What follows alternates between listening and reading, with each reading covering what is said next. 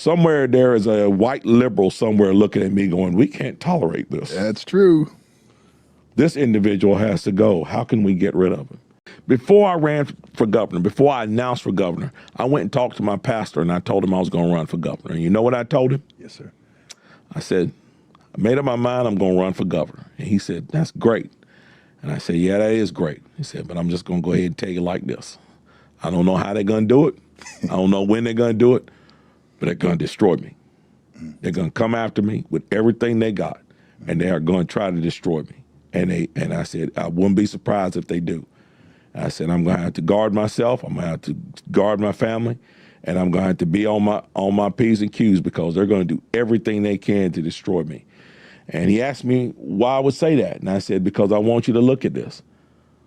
I'm a Christian, conservative, who's sharing ideas that have never been heard before on the political stage because almost nobody has had the guts to stand up and say them on this level. And on top of all that, I'm a Negro.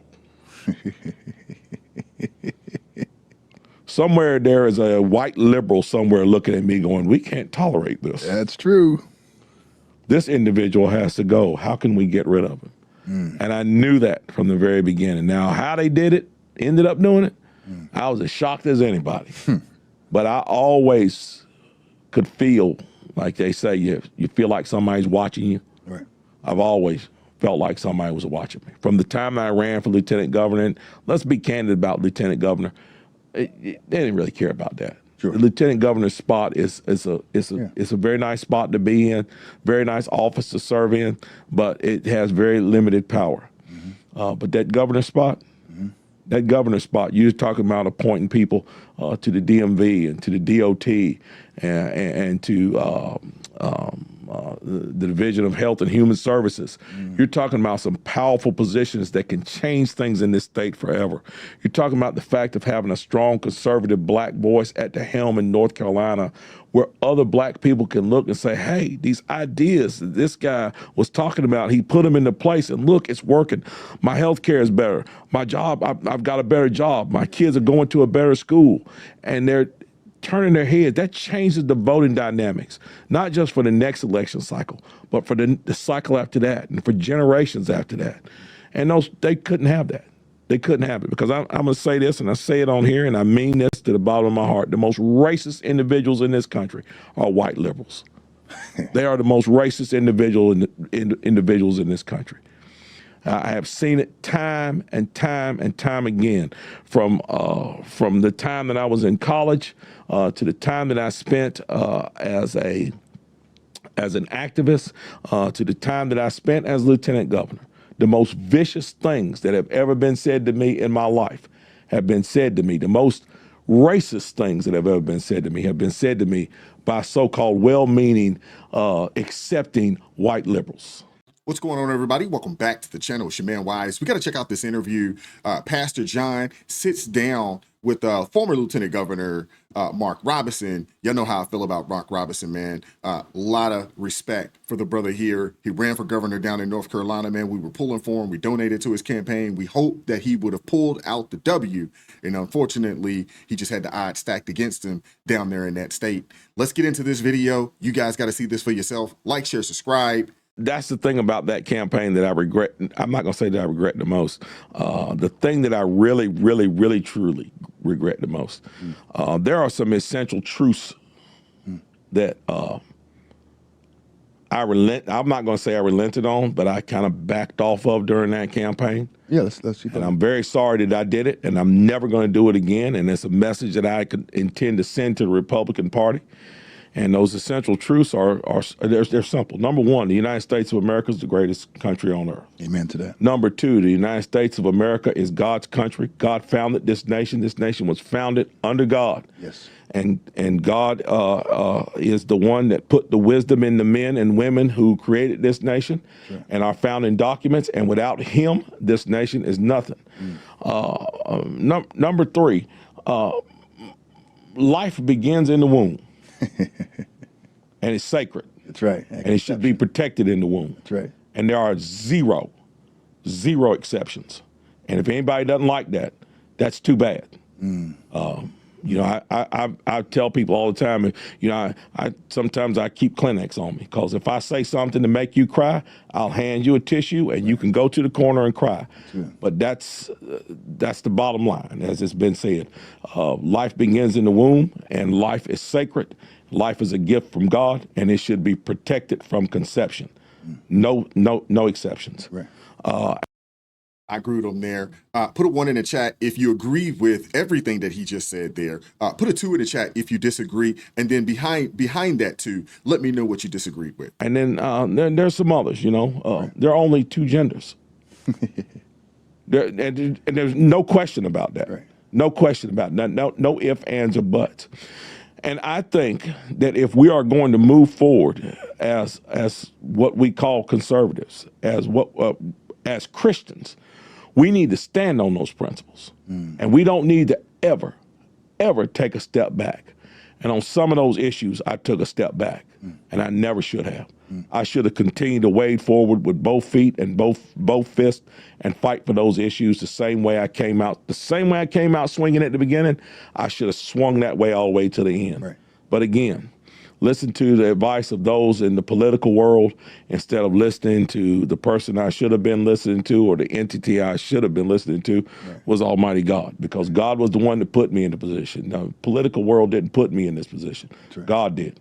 Right. And that's the thing. That is the number one thing I think I regret more than anything in that campaign. Well, Hindsight's 2020, right? Mark Robinson, not a lawyer, not somebody that has, been a political aficionado his entire life. He jumped into this after a fiery speech about the protection of a Second Amendment right down there in North Carolina. And before you know it, he was kind of thrust into the public forefront of the limelight, out of nowhere. So I don't think that Mark Robinson, who is a veteran, thought that he would have been in the position that he was in, just due to the fact that it wasn't something that he has spent his entire life, trying to achieve. And he didn't know what he didn't know. And opposed to trusting his gut, he chose to trust the people who are supposed to be the professionals, when what put him in the position that he found himself in wasn't some, slick talking political campaign manager. It was him being truthful, him being riggedy raw about his beliefs and standing on his square and not wavering. And it sounds like he regrets listening to the people that was in charge of his campaign. And I understand where he's coming from, because I feel like, hey, if you're going to lose, let's lose the way we got here. I'm with him there. Let me know in the comments if you agree with me or not. what was the logic behind those who wanted you to kind of deviate from the hard position of life begins at conception, and there's only two genders, and we shouldn't have, a heartbeat bill or 20-week bill, all that stuff? I mean,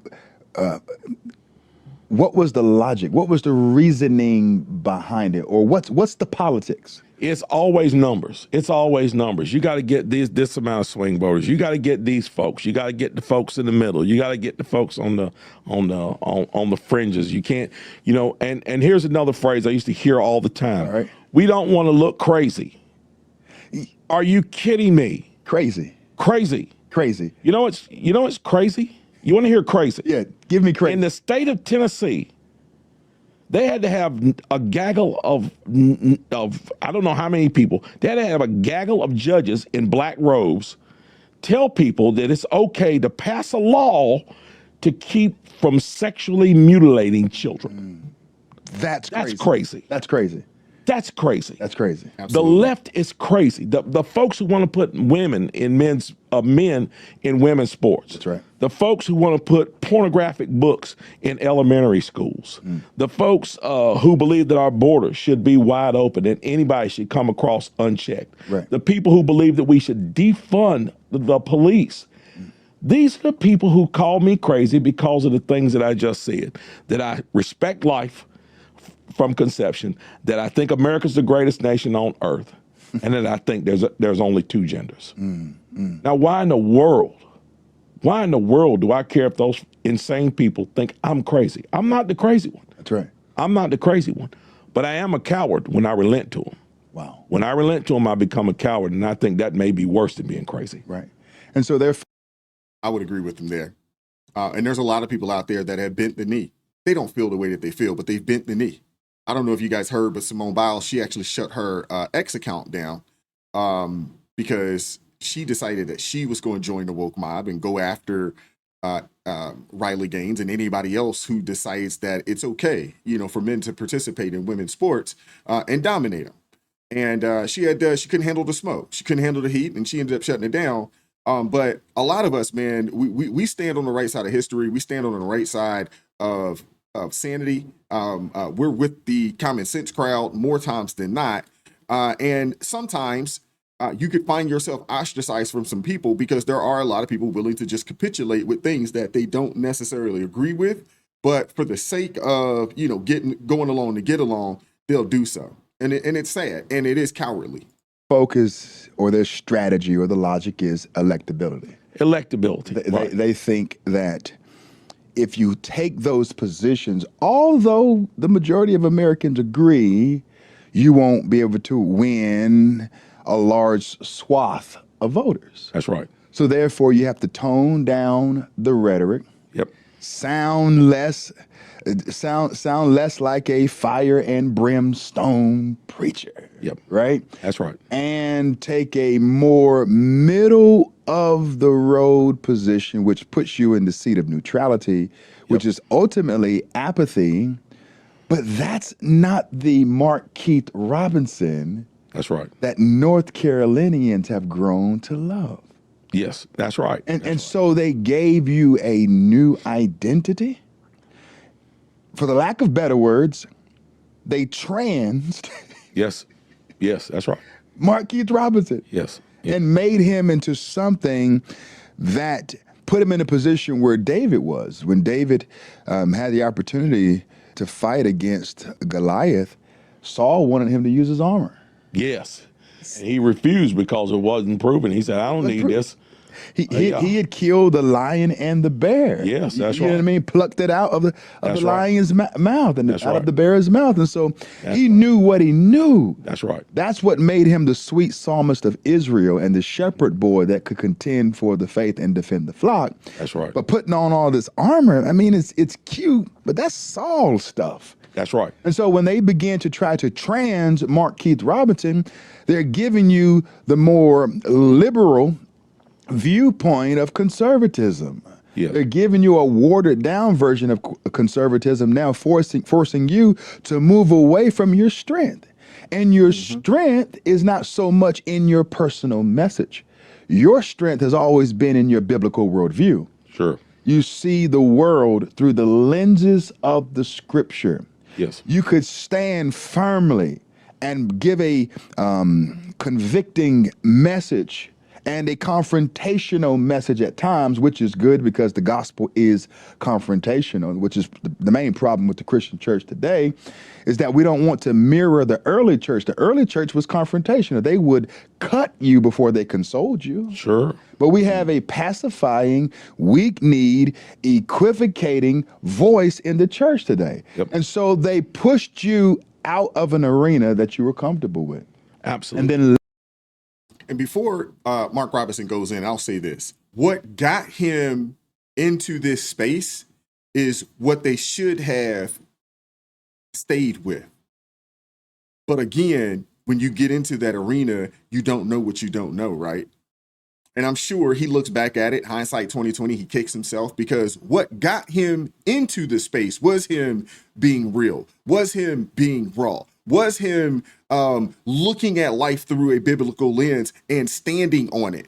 And there was a plethora of people that got behind him because of it. And soon as he started wavering, it sounds like, and I could be wrong, but it sounds like he lost the base of the support because he was wavering and showing himself somewhat on the fence and trying to capitulate to people that probably wasn't going to support him in the first place. And the few that were thinking about it probably was like, this doesn't make sense because this dude is he's kind of straddling the fence right now, and it cost him the race. That's my thoughts on it. But let's hear from Mark. left you without the necessary funding Oh, yeah. and the backing that we saw many other people have when allegations came up on their name. Sure. We saw it nationally. I don't even have to call names of other candidates, Yes. but we saw it nationally, and we saw the Republican Party circle the wagon. Sure. We saw donors circle the wagon. We saw people jump in with 2 feet, 2 hands, Yes. and a big checkbook and say, that's my guy to the end. Well, Yes. why didn't that happen with this guy? Well, it did with a lot of people. I had a ton of supporters out there that stuck with me to the very end. I mean, absolutely stuck with me to the very end. I'm not going to call out those who didn't. They know who they are.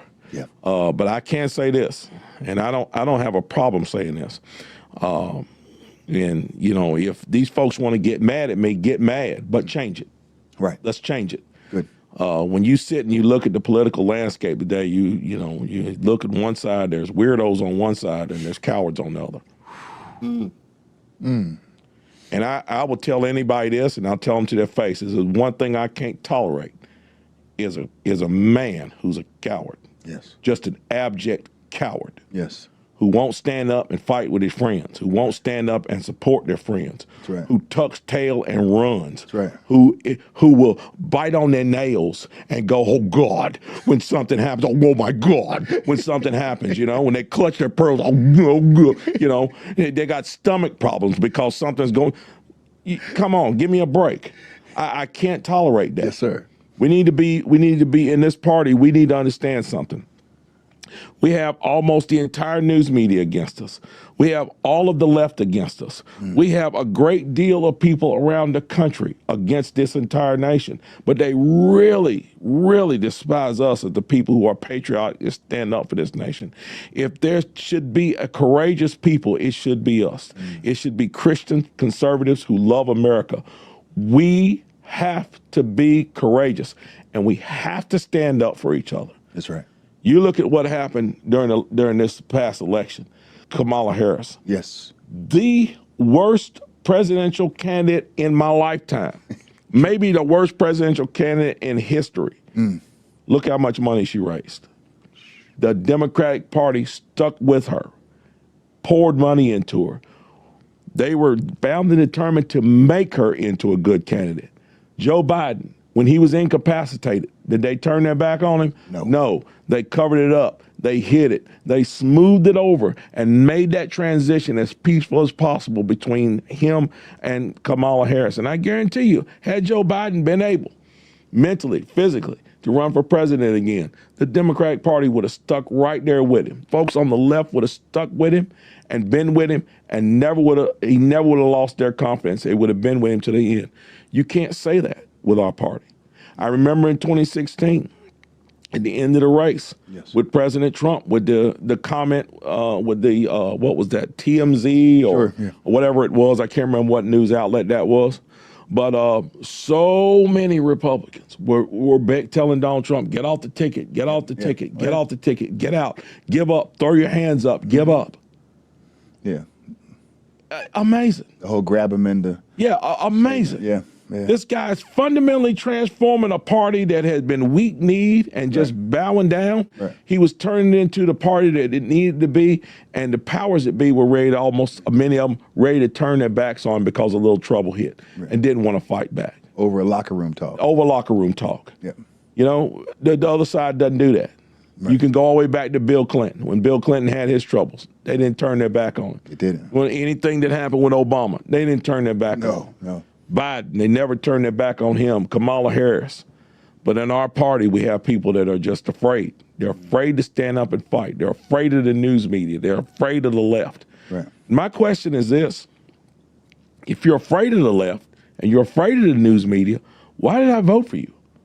Why would I put you in office to take on the very entities that I expect you to take on? Right. If you can't support your own folks in your own party, what makes me think that when you go to Washington, D.C. or you go to Raleigh or wherever it is that you're going, that you're going to stand up for Ma and Pa Kettle back home? Right. You're not going to.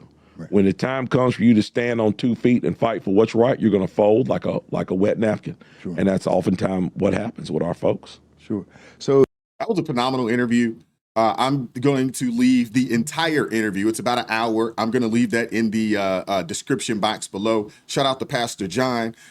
Shout out to former Lieutenant Governor Mark Robinson. Has lost a tremendous amount of weight. Word on the street is he's lost about 100 pounds. Phenomenal. Shout out to him for taking his health seriously. Being a proper example of, hey, let's make America healthy again. That's phenomenal. Word on the street is that he was upwards of 400 pounds. He today is under 300 pounds today. Phenomenal. Phenomenal. And I'm glad to see the brother being an example out there. I need to get on that track with him. I need to get on that treadmill with him. But I want to hear from you guys in the comment sections. What are your thoughts on anything that he said? Do you think that the Republican Party has shown itself weak traditionally? Do you think that he failed by listening to the people that run his campaign opposed to being true to himself? Do you think he failed there? I want to hear from you guys in the comment section. Like, share, subscribe to the channel. Turn the notifications on to all so you never miss an upload. Join us Monday through Friday, 9:30 a.m. Eastern Standard Time for ARP in the morning. Come check us out. If it's your first time, let me know so we can show you some love in the chat. I do appreciate the love and support, man. If you'd like to support this channel financially, join the ARP family, or you can buy your brother a coffee. That link's in the description box below. Keep God first. Stay prayed up. We'll catch up with you all next time. Peace.